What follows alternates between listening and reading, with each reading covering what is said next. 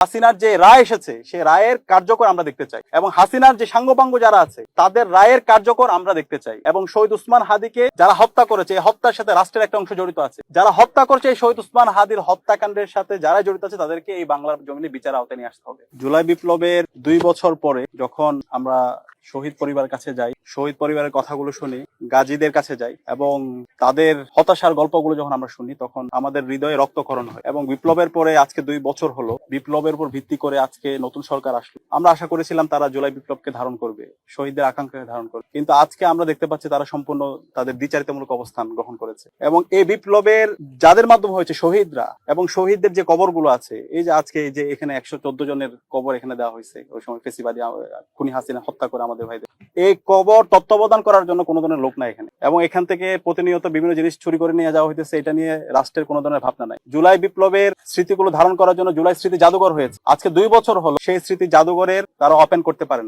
এবং প্রত্যেকটা জায়গায় ফেসিবাদী খুনি হাসিনার যে দূষরগুলো আছে তাদেরকে পুনর্বাসন করা হচ্ছে। ঢাকা বিশ্ববিদ্যালয়ে আইবি এর সাবেক যে ডিরেক্টর ইউসুফ আব্দুল্লাহ, সেই ইউসুফ আব্দুল্লাহকে ওই সময়ে জুলাই বিপ্লব পরবর্তী বিশ্ববিদ্যালয়ের শিক্ষার্থীরা এবং শিক্ষকরা সবাই গণস্বাক্ষর দিয়ে তাকে অপসারণ করেছিল। এখন বিশ্ববিদ্যালয়ে নতুন প্রশাসন আসার পরে, যেটা খুবই লজ্জার বিষয়, তাকে আবার পুনর্বাসন করা হয়েছে এবং আমরা জানতে পেরেছি এই ইউসুফ আব্দুল্লাহকে পুনর্বাসন করার পেছনে বর্তমান প্রশাসন ব্যাপক টাকা পয়সার লেনদেন করেছে। তাহলে এই টাকা পয়সার মাধ্যমে কি জুলাই বিপ্লবকে নাই করে দেওয়া হচ্ছে? সেটা আমাদের জাতির কাছে প্রশ্ন।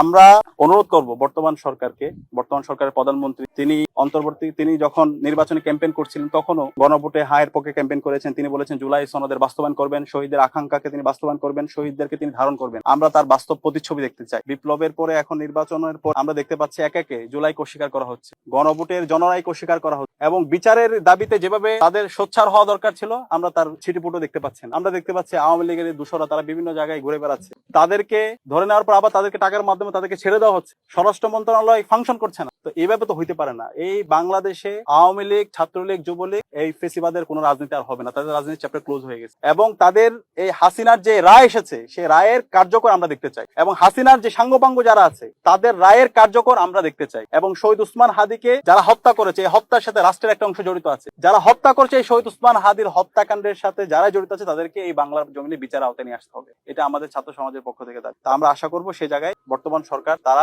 এই রায় বাস্তবায়ন করার জন্য এবং হাসিনার বিচার বাস্তবায়ন করার জন্য তারা কাজ করবে এবং জুলাই শহীদদের আকাঙ্ক্ষার আলোকে তারা নতুন বাংলাদেশ বিনির্মাণের জন্য কাজ করবে এবং গণভোটের যে জনরায় সেই জনরায়কে তারা মেনে নিবে। এবং একই সাথে আমরা মিডিয়াকে আহ্বান করবো, আমরা দেখতে পাচ্ছি আওয়ামী লীগকে বিভিন্ন মিডিয়ায় নর্মালাইজ করা হচ্ছে এবং আওয়ামী লীগের যে বয়ান সে বয়ানগুলো বিভিন্নভাবে এই মিডিয়ায় নিয়ে এসে জুলাইকে হেয় করা হচ্ছে। যারা এই কাজটা করছেন আপনারা খুবই গর্হিত কাজ করছেন। আমরা সে আগের হলুদ সাংবাদিকতা দেখতে চাই না। ফেসিবাদী আমলে এই সাংবাদিকতা নামে যে অপসাংবাদিকতা আমরা দেখতে পেয়েছি সেই সাংবাদিকতা বর্তমান ছাত্র সমাজ, ছাত্র জনতা সেটা মেনে নিবে না। আপনারা সাদাকে সাদা বলবেন, কালোকে কালো বলবেন এবং জুলাই শহীদদের আকাঙ্ক্ষাকে ধারণ করে একটা নতুন দিনের সাংবাদিকতা আপনারা বিনির্মাণ করবেন। আমরা আজকের এই দিনে জুলাই বিপ্লবের শহীদ আবু সাঈদ থেকে শুরু করে শহীদ ওয়াসিম, শহীদ আলী রায়হান, শহীদ শান্ত সহ বিপ্লবের সকল শহীদদের শ্রদ্ধার সাথে স্মরণ করছি এবং এই যে এখানে প্রায় 114টা লাশ খুনি হাসিনা হত্যা করার পর এখানে দাফন করেছে, এখনো পর্যন্ত আমরা তাদেরকে আইডেন্টিফাই করতে পারিনি। আমরা সরকারকে আহ্বান করবো দ্রুত সময়ের মধ্যে সবাইকে আইডেন্টিফাই করে এই পরিবারগুলোর কাছে এই লাশগুলো যেন তাদেরকে হস্তান্তর করা হয় এবং যেন তারা তাদের পরিচয়টা জানতে পারে। বর্তমান